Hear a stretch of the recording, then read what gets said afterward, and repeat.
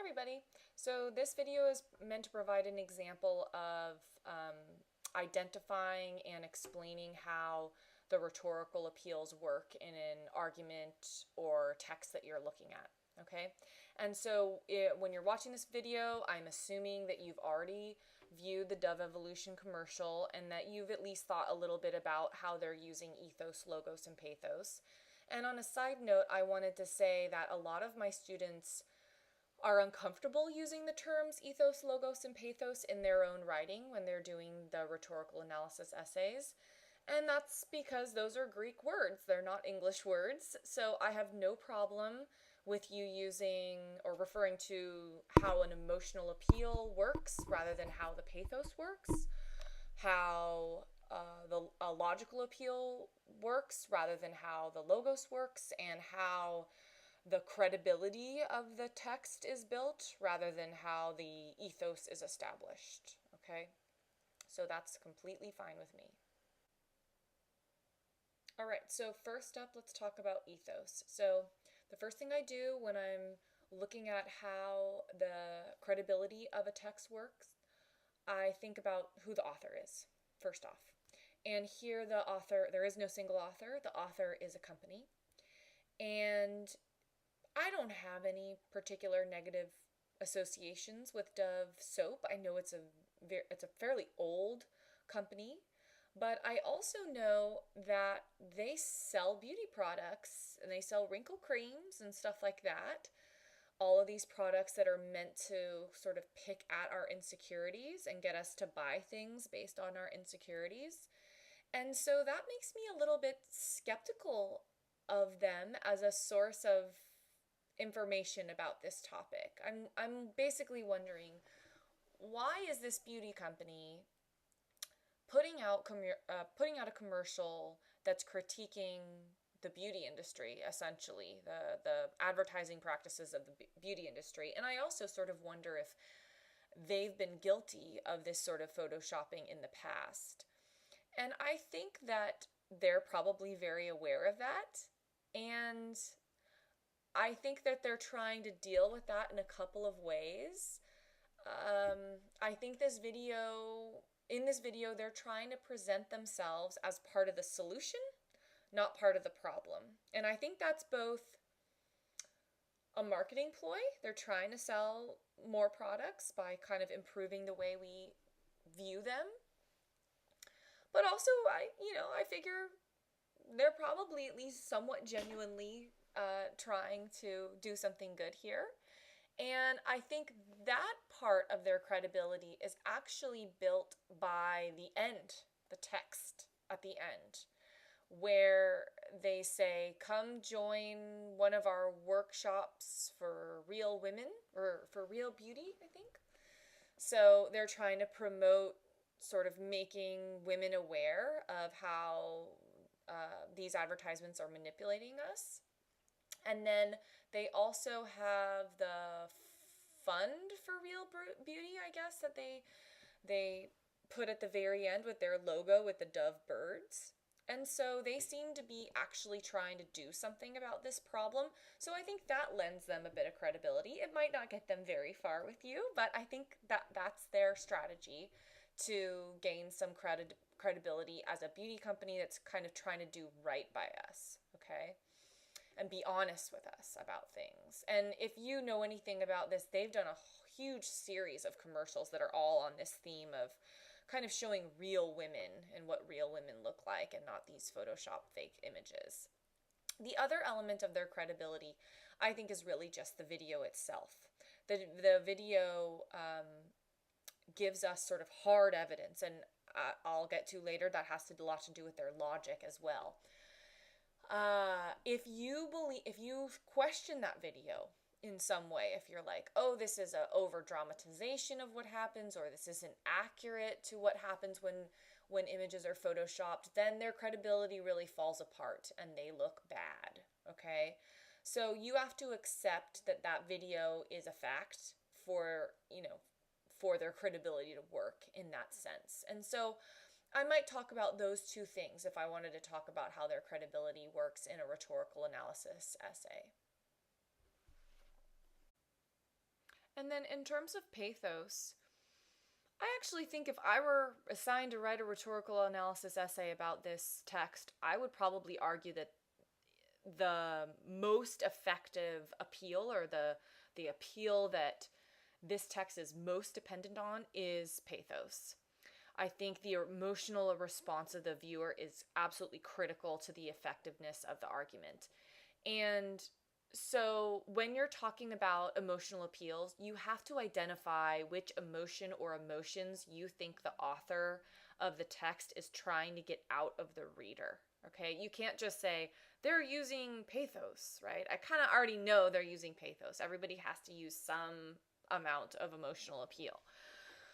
So you've got to tell me what emotion they're trying to get out of you and how they go about doing that. And so when I show this in class, to a face-to-face class, when it gets to that section with the photoshopping, students gasp out loud. They say things like, whoa, no way. They express disbelief out loud. So I think that's definitely the portion of the video where they're trying to shock the viewer, okay? And I don't think they really even have to try. If they, just showing us one of these photoshopping scenarios, I think shocks most people. Even though these days, I think most people are fairly aware that the beauty and fashion images and advertisements that we look at are photoshopped. So I would definitely talk about shock in my rhetorical analysis, but I also might talk about anger. I think they are, to some extent, trying to make the audience angry. Anger is very effective in moving people to action. And as I talked about in in terms of their ethos, they're trying to get us to participate in these workshops. They're trying to maybe make us be aware of their fund for self-esteem. They may want us to actually buy more Dove soap because we like their company better now, since they're honest with us, and they may be trying to get us to boycott bands that use extreme photoshopping or use photoshopping at all. So they would be using shock and then maybe moving us to anger and then getting us to actually do something about the situation. That's my explanation of what they're trying to do in terms of pathos. Okay? All right, and then finally, logos. So I want to make a little bit of a disclaimer before I move on. There are entire courses taught on logic and how formal logic works. And by formal logic, I mean where you're trying to pull out all of the logical steps that an argument is asking us to go through. And so I don't know if in the explanation I'm about to give, I don't know if I have pulled out all of those steps in the exact correct order that some logician would be able to verify for us, but I'm just trying to show you what my strategy is and how you might go about thinking about how the logic works. So my strategy is to first try and identify, okay, what truths are they trying to get us to accept, and or maybe you might think of them as assumptions or commonplaces. What truths, assumptions, or commonplaces do they want us to agree with? And then from those truths, what conclusions do they want us to come to? Okay? So I think there are kind of two truths at work here. The first is based on the video itself, and that's related to the credibility, as I said before. And the first truth, I think, is that the first truth that I think the video establishes is that beauty images are being altered. That is a fact, okay? And this video sort of proves that to us. And so if we accept the video, we accept that as truth. That this is the assumption is that this is a common practice across this industry. Okay? The second truth is that, and that's totally unstated, but is the idea that those types of beauty images impact the way we define beauty. And I guess it is stated in a way where the video says, no wonder our perceptions of beauty are distorted. So they're assuming that we agree that these images do impact the way we think about beauty, the way we define it, the way we look at ourselves, what expectations we have for ourselves, and what expectations we have for other people, and how they might look.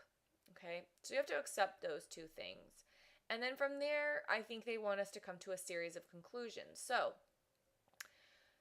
if we agree that beauty images do impact the way we view other people and we view the world, then it sort of follows that beauty images should reflect reality. They should show people whose appearances are within the realm of possibility. Okay? Based on that, you would conclude that images like the one in the video are distorting our standard of beauty, right? That's sort of the text that they give us at the end. So they actually they actually state that conclusion for us.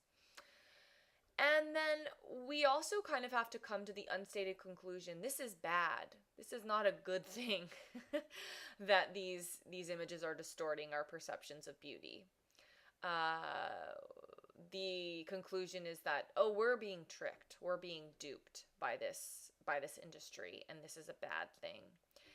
And then finally, I think the final conclusion they want us to do, or want us to think, is, oh, I should do something about this. And they tell us what they want us to do. They say, join our workshops on real beauty. But some unstated conclusions, final conclusions that they might want us to come to, or actions that they might want us to execute, might be, oh, I should support Dove soap in their campaign for real beauty by buying more Dove soap. I also maybe should boycott companies that use a lot of photoshopping in their advertisements. Those might be some other things that, some other actions the video wants to move us to complete. Okay? All right, so this is my little overview of ethos, pathos, and logos. I hope you found it helpful. Again, post questions on the questions and answer forum. I feel like a lot of people will have questions about this.